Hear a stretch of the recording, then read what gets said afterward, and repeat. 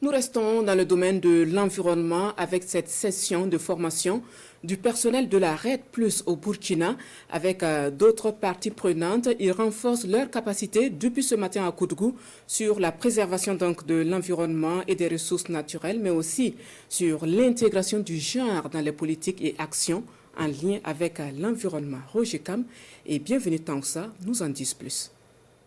Inclusion, équité et efficacité dans la mise en œuvre des politiques et actions, voilà la boussole de la RED+, un programme qui concentre ses efforts sur la réduction des émissions de gaz à effet de serre issues de la déforestation et de la dégradation des forêts.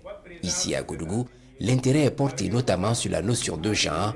Il est question d'amener le personnel du secrétariat permanent pour la RED+, et d'autres parties prenantes à en tenir compte dans les efforts de préservation de l'environnement et des ressources naturelles. Nous allons aborder en premier lieu les questions de concept genre pour amener les participants d'abord à cerner le concept. Et dans un deuxième volet, nous allons travailler sur les outils à proprement parler. Ces outils sont importants dans ce processus-là pour permettre aux participants de travailler dans l'équité. Donc sans ces outils, on aura tendance à exclure une partie des composantes des populations, notamment les femmes. Nous pouvons féliciter le Burkina Faso parce qu'aujourd'hui, dans chaque ministère, il y a une cellule genre.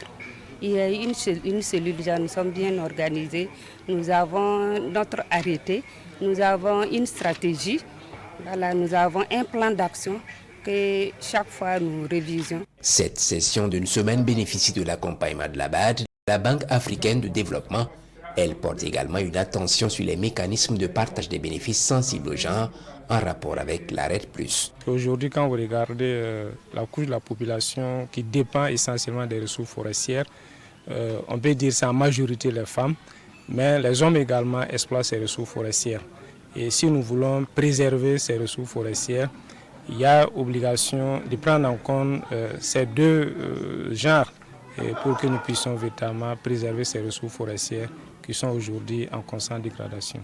Justement, la production des statistiques forestières à l'aide de Collecte F interpelle plus d'un.